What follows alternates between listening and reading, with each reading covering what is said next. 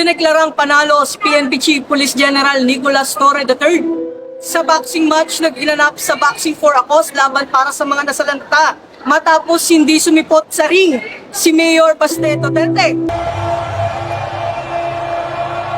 Sa gitna ng sigawan at hiyawan ng audience sa Rizal Memorial Coliseum, nagbilang mula 10 ang mga manonood bilang hudyat ng pagsisimula ng laban, ngunit hindi pa rin dumating ang alkalde ng Davao.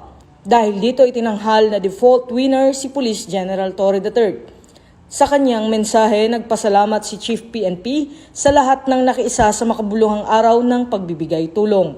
Nasa 340,000 pesos na ang entrance na nakolekta natin. Maraming salamat. Talakpakan natin ang ating mga sarili.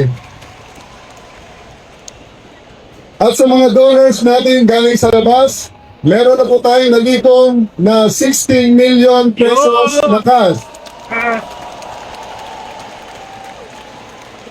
Meron na rin po tayong 2 tonelada ng bigas at mga dilata na total na halaga ay nasa 4.2 million pesos in goods. Maraming salamat sa inyo sa inyong pagsuporta. Layunin ng nasabing event na makalikom ng pondo para sa relief operations sa mga komunidad na naapektuhan ng kamakailang mga kalamidad sa bansa. Sa kabila ng pagkaudlot ng inaabangang laban, naging matagumpay pa rin ang araw na ito sa pagpapamalas ng bayanihan at malasakit.